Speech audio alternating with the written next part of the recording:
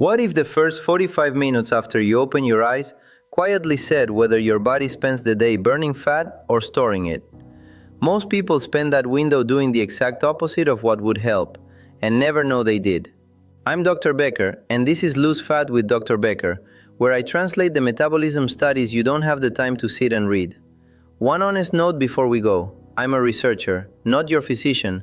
This isn't medical advice, and it isn't a weight loss promise. And you never change a dose of anything on your own, including a GLP-1 like Ozempic. That's a conversation for you and your doctor. Alright, here's what I'd tell my own brother if his waist was creeping up. I'd say, forget the diet books for a minute. The thing you keep getting wrong isn't what you eat at dinner. It's the first 45 minutes after you open your eyes. Because that little window, before breakfast, before the news, before you've even found your slippers, that's when your body decides whether it's going to spend the day pulling from its own fat stores or clinging to them and asking you for sugar by 10 in the morning. And most of us sleepwalk right through it. We reach for the phone, we reach for the sweet coffee, we skip the light and the water, and then we wonder why the middle won't move. Now, I want to be careful here, because I'm about to disagree with a popular thumbnail, including the kind I make. That title up there says the first 45 minutes decide whether you lose or gain 30 pounds. Let me be straight with you right now, before we even start. No single morning decides 30 pounds. What the morning does is set a chain that either helps you all day or fights you all day. And a chain, repeated 365 mornings a year, is where the pounds actually live. So the effect is real. It's just that it compounds slowly and quietly, not overnight. Keep that in your pocket for the whole video. Real, but modest and cumulative. Good. Let me show you the window. Let's start with the very first thing that happens, whether you like it or not. Your cortisol wakes up before you do. Now, cortisol is a word people throw around like it's poison, so let me translate it in the same breath. Cortisol is simply your body's morning get-up-and-go hormone, the one that lifts your blood pressure, sharpens you, and gets you moving. And in the first 30 to 45 minutes after you wake, in a lot of people it climbs. One large review put that rise somewhere in the range of 40 to 75% above where it started. That's called the cortisol awakening response, and I'll say that more carefully. The newest research I read actually questions how much of that jump is caused by the act of waking versus your internal clock ticking over anyway. So I won't oversell the mechanism. But the practical point holds. Your morning is a naturally aroused, primed state. And what you do inside it either uses that arousal well or wastes it. This isn't something you take, it's something you either cooperate with or blunt. So here's the first thing to do with it, and it's free. Get light in your eyes. Real daylight, within those first minutes if you can. Not the phone, not the ceiling bulb, the window, or better, the doorstep. Here's why it matters for your waist, and I'll translate as I go. Morning light is the single strongest signal to your circadian clock, which is just the master timer that runs your metabolism on a schedule. Get the timing right and the whole system lines up. Your hunger hormones, your blood sugar handling, your energy, all pointed the same direction. And this isn't hand waving. There's a small but real body of work here. In one study, adding an hour of bright morning light to an exercise program dropped body fat more than the exercise did on its own. In another, 45 minutes of morning light over 3 weeks reduced body fat and appetite in a group of women. Now, the honest catch: these are small studies, and light is a nudge, not a fat burner. Nobody lost their belly by standing at a window. But it's free, it takes 3 minutes, and it tilts the whole day in your favor. So at the next sunrise, here's exactly what to do. Open the curtains, step outside if the weather allows, and let daylight hit your eyes for 5 to 10 minutes while the kettle heats. That's it. That's the first link in the chain. And I know some of you are up before the sun, or it's gray and pouring, or getting outside just isn't easy at your age or in your building. So here's the realistic version. Sit by the brightest window you have, curtains wide, and just let that light in while you drink your water. It's not as strong as real dawn, but it's far better than a dim room and a phone screen. The point is simply this: let your eyes tell your brain, honestly, that the day has started. Cheap, quick, no equipment. That's all the first link needs. Now that's one. Here's the next, and it's even simpler. And it's the one most people skip. Water. Before anything else, before the coffee, drink a full glass of water. And if you sweat at night or your legs cramp, a small pinch of salt in it. Or a pinch of salt and a squeeze of something with a little potassium like a splash of orange. That's your electrolytes, just the minerals, sodium and potassium, that your nerves and muscles run on. Translated for anyone who's tired of the marketing word. Here's the mechanism, gently. You've just gone 7 or 8 hours without a drop. You wake up mildly dry, and mild dryness reads to your brain almost exactly like hunger. So a lot of that 10 a.m. I need a muffin feeling isn't hunger at all. It's thirst wearing hunger's coat. Now the honest part.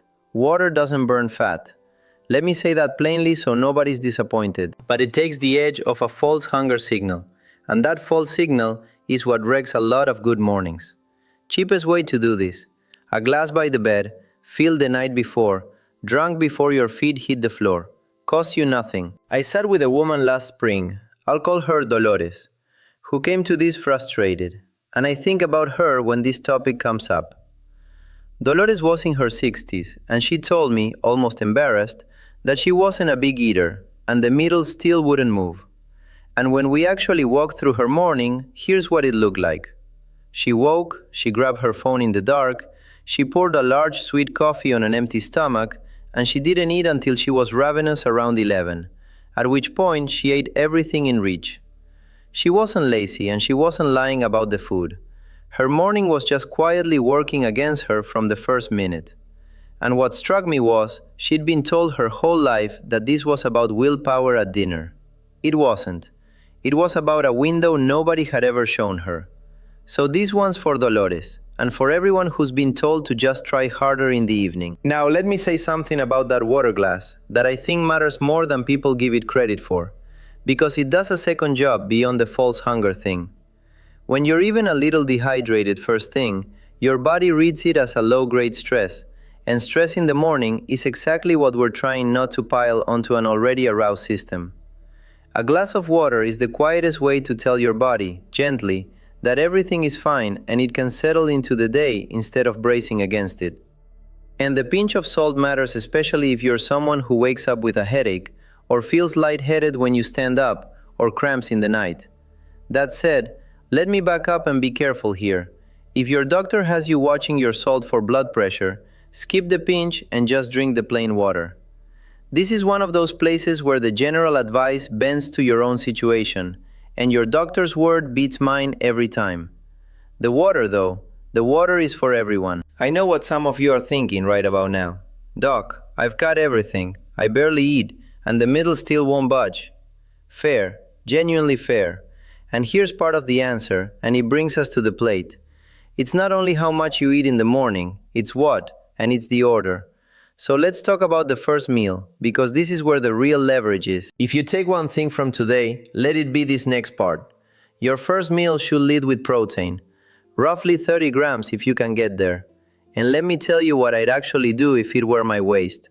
I'd build the whole breakfast around the protein and let everything else be the side dish, instead of the other way around. Here's the mechanism, translated. Protein is the most filling thing you can eat. It turns up your fullness hormones, the ones with the clunky names, GLP-1 and peptide YY, which are simply the I've had enough now signals your gut sends your brain. 30 grams in the morning is also right in the range that research says older adults need in a single meal to actually hold on to muscle. And holding on to muscle matters here, because muscle is the tissue that burns your calories at rest. Lose it and your metabolism quietly drops. So protein at breakfast does two jobs at once. It stops the mid-morning crash, and it protects the engine that burns fat. Now the honest catch, because I promise you honesty. There's a 2025 study I read that tested a 30-gram protein breakfast, and here's what it found. It did raise those fullness signals, and it did take the edge of appetite in the morning. But it did not automatically make people eat less at lunch. Read that carefully. Protein in the morning helps you feel full and steady.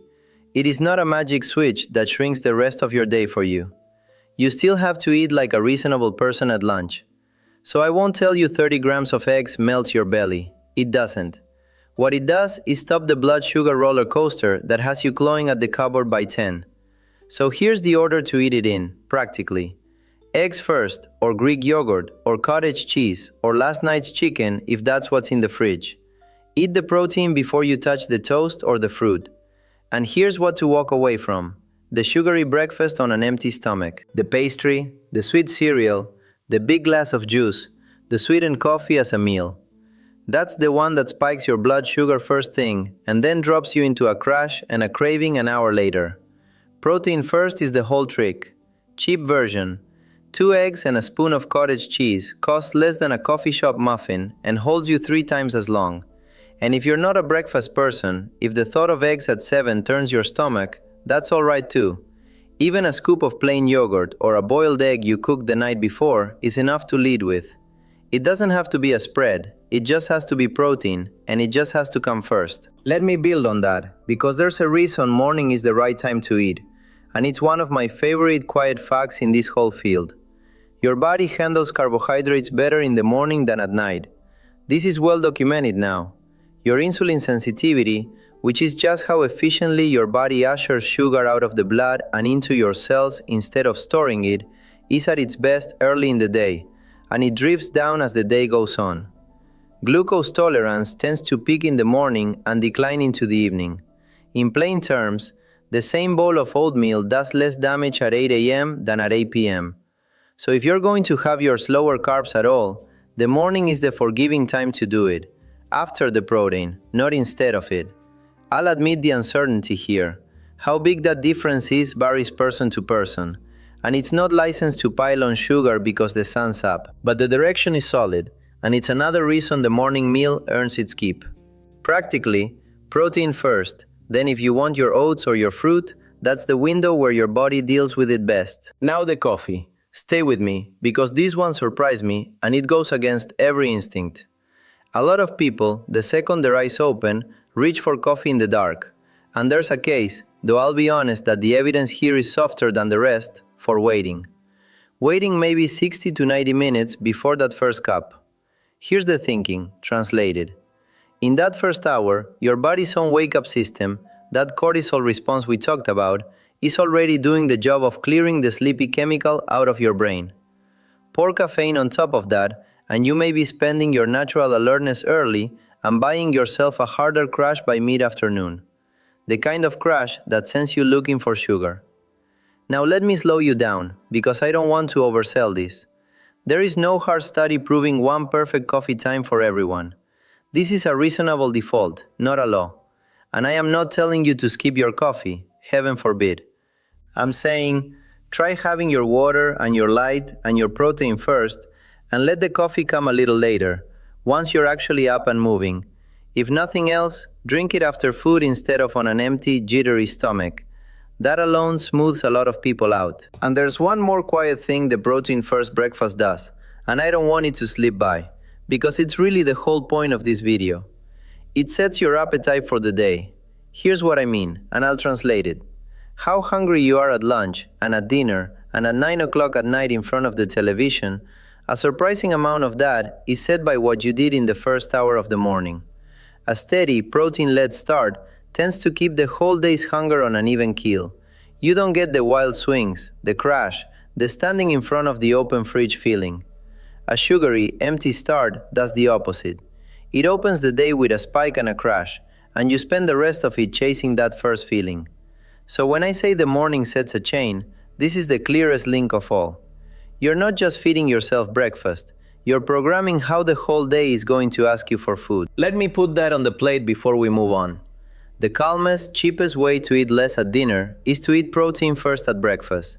Not willpower at night, set up in the morning. And that brings me to the last link. And it might be the highest leverage one of all, so I saved it for the end. A short walk, 10 minutes. After that first meal, not instead of it. Now, this is not an exercise program. I'll leave the structured workouts to other people. This is just moving your body while your breakfast is still being handled. Here's why it's so good, translated. When you walk right after eating, your working muscles pull the sugar out of your blood directly, without needing much insulin at all, which means a gentler rise, less of that meal getting shunted towards storage, and a steadier morning. There's genuinely nice research on this. A short 10 to 15 minute walk after a meal blunts the blood sugar spike meaningfully, and some data suggest a 10-minute walk right after eating does more than a longer walk you put off for an hour. The timing beats the duration. This is what we call NEAT, by the way, which just means all the little movement in your day that isn't formal exercise. The walking, the puttering, the stairs, it adds up more than people think. The honest caveat, a 10-minute stroll is not going to melt the fat off your waist by Friday, and I'd never tell you it would. But done every morning, it's one of the most reliable, cheapest metabolic habits I know of. So here's how I'd actually work it into a day. Eat your protein first breakfast. Then before you sit down with the paper, walk around the block, or up and down the hall, or in the garden for 10 minutes. And if a 10-minute walk isn't in the cards, if your knees or your balance say no, then don't force it. Marching gently in place, or standing up and doing a few slow laps of the kitchen while the coffee brews, still counts.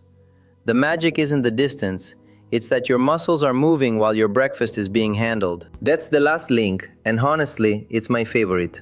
Because it costs nothing, it needs no gym, and almost anyone can find some version of it that fits their body. Now let me pull all the way back and be completely straight with you, because you deserve it.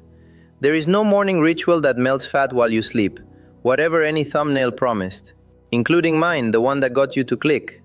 The first 45 minutes of your day do not by themselves decide 30 pounds. What they do is stack the deck. Light, water, protein first, a patient coffee, a short walk, each one is a small nudge, and not one of them is dramatic on its own. But nudges, repeated every single morning, are how bodies actually change. Slowly, quietly, and for real. That's the honest version. And here's the other thing I have to say, and I'll say it every time. If you are on a medication, a GLP-1 like Ozempic or Wegovy or Mounjaro or metformin or anything at all, none of this replaces it, and you do not touch your dose over a YouTube video. Everything I've described sits alongside your doctor, never instead of them, and never change a dose without them. A morning walk is not a substitute for the medicine that's keeping you well. Anyone who tells you a breakfast can replace your prescription is selling you something. I won't be that person. So here's your one thing this week, and just one, because a chain you'll actually keep beats a perfect routine you'll quit by Thursday. Pick the first meal, that's it. For 1 week, before anything sweet touches your mouth in the morning, eat 30 grams of protein first. 2 or 3 eggs, a bowl of Greek yogurt, cottage cheese, whatever you'll actually eat. Protein before the toast, protein before the fruit, protein before the sweet coffee. Don't overhaul the whole morning yet, just win that one link. Once protein first feels automatic, add the 10-minute walk after it. Then, if you want, the light and the patient coffee. One link at a time, that's how a chain gets built. Not all at once, but one morning that goes right, then another. Your metabolism didn't betray you, and you didn't fail. The middle changed because the machinery changed with age. Your insulin timing, your muscle, your hormones all shifted. And the machinery still answers to what you do next. Not to shame, not to a crash diet, not to a magic breakfast.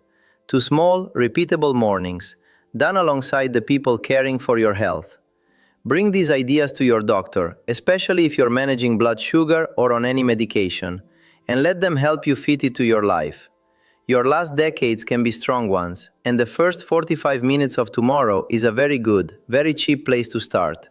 Keep it steady, keep it doable, and I'll see you right back here. Bring a friend who needs this, and tell me in the comments where you carry it and what you've already tried in the mornings. I read these.